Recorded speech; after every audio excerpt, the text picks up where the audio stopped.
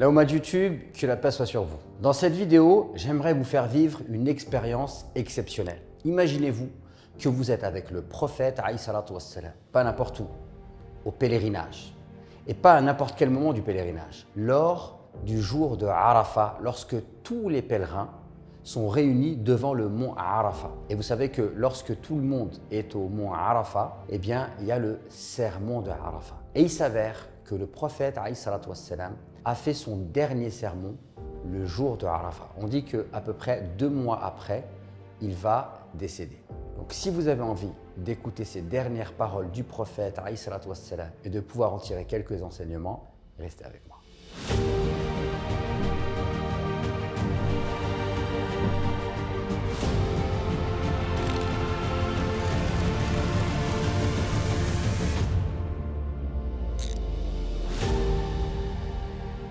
Mes frères et sœurs, je vous invite à vous installer confortablement, à vous détendre et ensemble, on va écouter ce dernier sermon du prophète, alayhi salatu wassalam, et surtout restez bien jusqu'à la fin de la vidéo puisque je vous donnerai quelques éléments afin que vous puissiez déguster plus amplement et plus en profondeur ces délicieuses paroles du prophète, alayhi salatu wassalam. Ô peuple, prêtez-moi une oreille attentive car je ne sais pas si je serai encore parmi vous l'an prochain. Alors écoutez ce que je dis avec beaucoup d'attention et transmettez ces mots à ceux qui ne pouvaient être présents aujourd'hui. Ô peuple, tout comme vous considérez ce mois, ce jour, cette cité sacrée, considérez aussi la vie et la propriété de tout musulman comme sacrée. Rendez les biens qu'on vous a prêtés à leurs propriétaires de droit. Ne faites de mal à personne de façon à ce qu'on ne vous fasse pas de mal.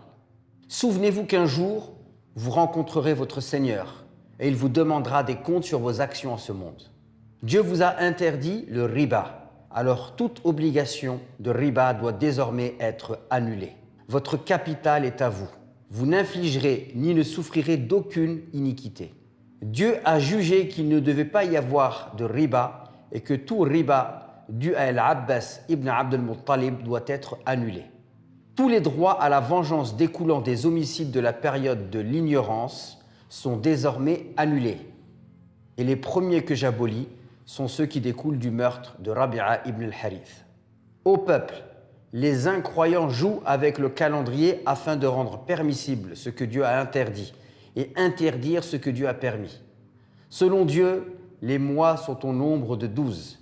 4 d'entre eux sont saints, 3 d'entre eux sont successifs et un survient entre les mois de Jumada et de Sha'ban. Faites attention au diable pour le bien de votre religion. Il a perdu tout espoir de vous égarer par les grands péchés. Alors faites attention de le suivre dans les petits péchés. Ô peuple, il est vrai que vous avez des droits sur vos femmes, mais elles ont aussi des droits sur vous. Souvenez-vous que vous les avez prises comme femmes seulement avec la permission de Dieu et en remplissant un pacte avec lui.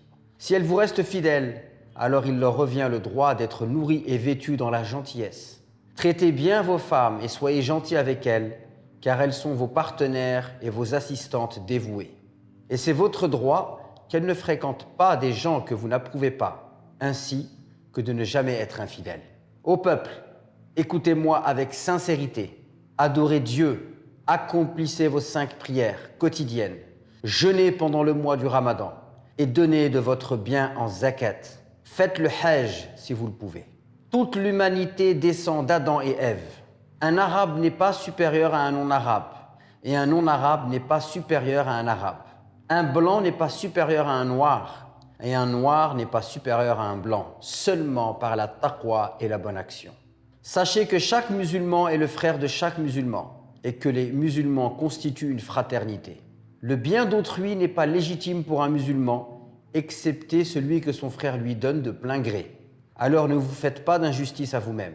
Souvenez-vous qu'un jour, vous rencontrerez Dieu et répondrez pour vos actions en ce monde. Alors faites attention, ne vous égarez pas du chemin de la taqwa après mon départ. Ô peuple, aucun prophète ou messager ne viendra après moi et aucune nouvelle croyance ne naîtra. Raisonnez bien alors, ô peuple, et comprenez les mots que je vous transmets. Je laisse derrière moi 2 choses, le Coran et ma Sunna. Si vous les suivez, vous ne vous égarerez jamais. Tous ceux qui écoutent devront transmettre mes paroles aux autres et les autres à d'autres encore, de façon à ce que les derniers comprennent mes paroles encore mieux que ceux qui m'écoutent directement.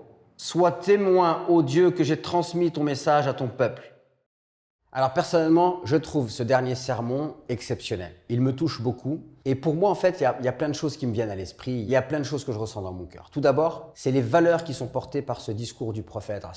On voit la question du monothéisme, le fait d'adorer Allah, d'être sincère. Le fait aussi d'être conscient que cette vie est éphémère, qu'un jour on va être ressuscité et qu'on devra rendre des comptes. Donc on doit vivre cette vie ici-bas en étant conscient et responsable et en ayant pleinement conscience qu'un jour on devra répondre de nos actes. Il y a aussi tout l'aspect autour de la fraternité entre musulmans, mais pas seulement. Il y a aussi ici l'universalisme de l'islam, puisque le prophète nous dit que tous les êtres humains descendent d'Adam et Ève. Donc on a tous le même père et tous la même mère. Et si on a tous le même père et la même mère, alors si on n'est pas frère en religion, on est au minimum frère en l'humanité, et ça c'est déjà beaucoup. Ce qui m'intéresse aussi, c'est de voir comment le prophète, avec des mots extrêmement simples et un discours extrêmement simple, mais en même temps profond, pas simpliste, eh bien il arrive à toucher l'ensemble de la vie des gens, puisqu'on parle de la relation avec Dieu, on parle de la relation avec les musulmans, on parle de la relation avec les non-musulmans, on parle de la relation avec l'argent, on parle aussi du culte, de la croyance.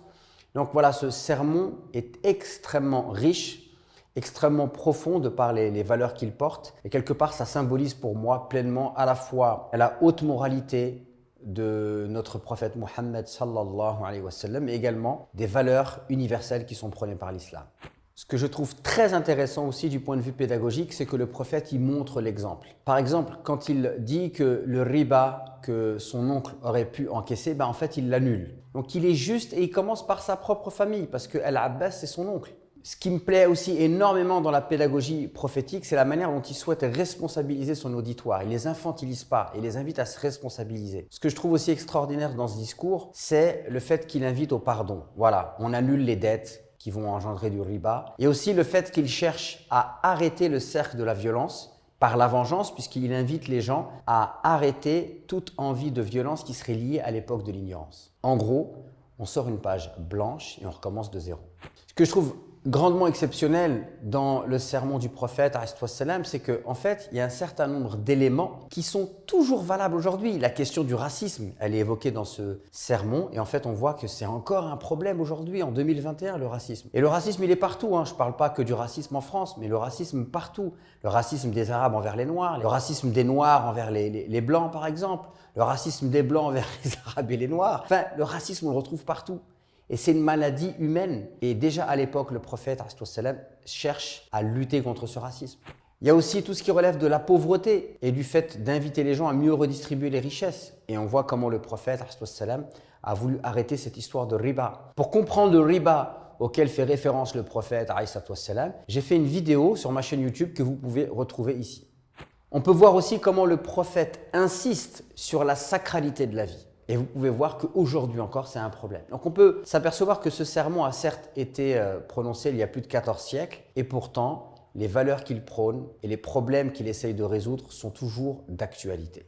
Je vous invite à partager cette vidéo, à me dire en commentaire vous aussi qu'est-ce qui vous plaît dans ce dernier sermon du prophète, et je vous dis à très vite pour de nouvelles vidéos.